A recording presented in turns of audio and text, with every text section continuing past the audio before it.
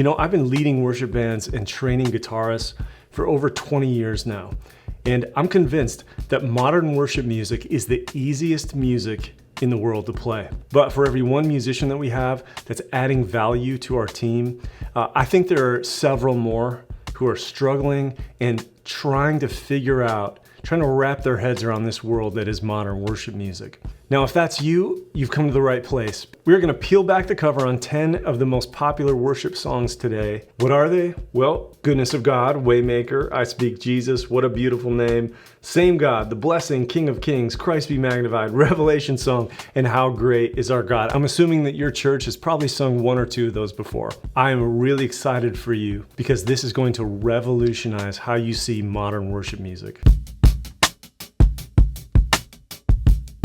All right, let's start with chords. I don't think there's a point that I bring up in my videos more often than this one here. These 10 songs, almost the entire time, play the same 4 chord positions.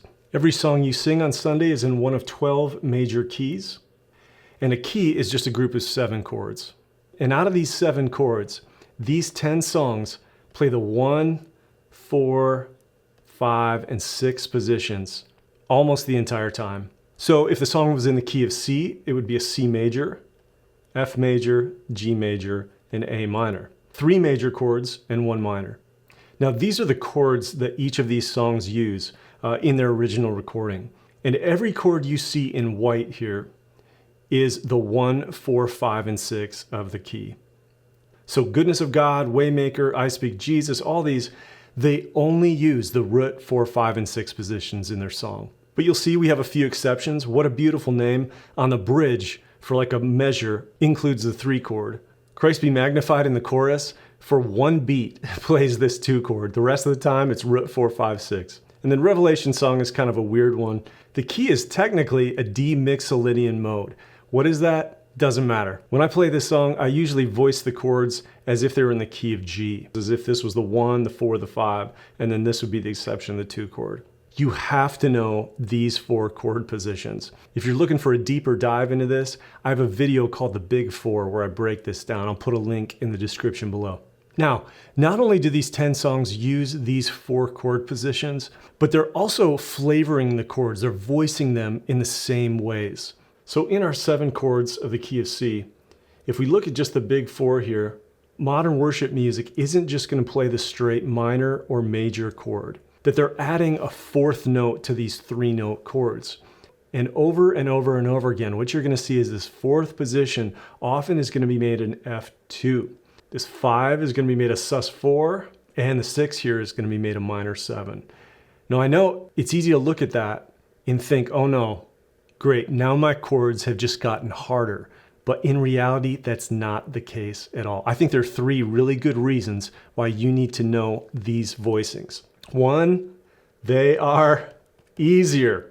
Believe it or not, by adding a layer of complexity to our chords, we have now made these chords so much easier to play. I break down the key of G, C, and E in my video, The 12 Must-Have Chords for Modern Worship. I show you how easy it can be to implement these voicings. Now, easy isn't the only reason we use these. Beyond this, I think there's a style reason. They sound really good. These voicings make the chords sound like they belong together and that they belong in the key that they're in. But most importantly, I think the reason for learning chord voicings like this is that we learn these to support the melody better. Sometimes our traditional major and minor voicings are exactly what the melody needs, but sometimes they're not. And often these variations on the chords are used to somehow, in some way, support the melody better. If you want to know why modern worship picks these voicings over the others, check out my video about the 3 most important chord voicings that we can bring into modern worship. So when we look at the chord extensions that these songs use, over and over again in the 4 position, we're seeing this as a 2 chord. Over and over again, the 5 position, look what they're doing. They're adding that sus4 in there. And then in the 6th position, we're making that minor a minor 7th. Over and over and over again. Now, even in a song like What a Beautiful Name, I think you're gonna find that if you broke down all of the different instrumental parts in the song, I think you'd find that someone in there is not playing a straight triad here. They're adding flavor to these chords somehow, and I wouldn't be surprised if it's these same voicings. All right, now that we've talked about chords, let's talk about rhythm. You know, I find it really interesting that all 10 of these songs sit within the same tempo range, around 70 beats per minute. And not only are they in the same tempo range, but all of these songs are counting 4. I think you'll find that if your band is playing songs that reflect the CCLI Top 100, that probably 2/3 of the time you're counting 4. After that, you're probably going to see 6, and then after that, 3. Each one of these time signatures requires a different approach to rhythm. And so if you only have time to work on one, well, I would highly suggest you start in 4. You know, one of the things that can really trip us up when we're playing a song is if we're following a weird chord chart. And I don't like most chord charts out there. I like to rewrite my charts. And what really helps me is knowing that pretty much all of these songs fit within an 8-bar chorus. So what do I mean by that? Well, if all these songs are in 4, it means we're counting 4 over and over again. 1, 2, 3, 4, 1, 2, right? And each 4 count is a measure or a bar. Now, if you're trying to play these songs with a normal chord chart, the chords that are above the lyrics, you're never going to be able to tell that these are all in 8 measures. Now watch if I rewrote the chorus in bar format for the song Waymaker. By writing out the chords this way, it gives us a different visual. And for me, this is so much easier to think through the chord progressions of the song. This is something I can memorize. Now I have a visual. Now I have something symmetrical. I think as you grow as a musician, you're going to want to simplify your charts, and this is a huge point to know. If you want to know how to do this, make sure to check out my video on how to simplify your chord charts. Now, before I show you the last one here, let's do a recap. In terms of chords, really these songs are just playing 4 chord positions over and over and over again, the root 4, 5, and 6 position. In terms of chord voicings and the flavors and the colors they're adding to these chords, they're all pretty much using the same notes to add to these positions. All 10 of these songs are within the same tempo range, and all of the choruses would fit in an 8-bar format. All right, so this brings us to our final pattern, and I'm going to tell you what, I think this pattern alone, once you understand this, and once your band understands this, there are few things that can transform the sound of your band faster than understanding that these 10 songs all use the same dynamic sections. Now, what do I mean by dynamics? Well, I just mean the energy of the song. Every song has lows and highs. And all 10 of these songs start down here in this, what I call chill mode. Often this is just one singer, one instrument, and they're just introducing the melody, very chill. But by the end of the song, where do they end? Right up here. Huge sound, tons of energy.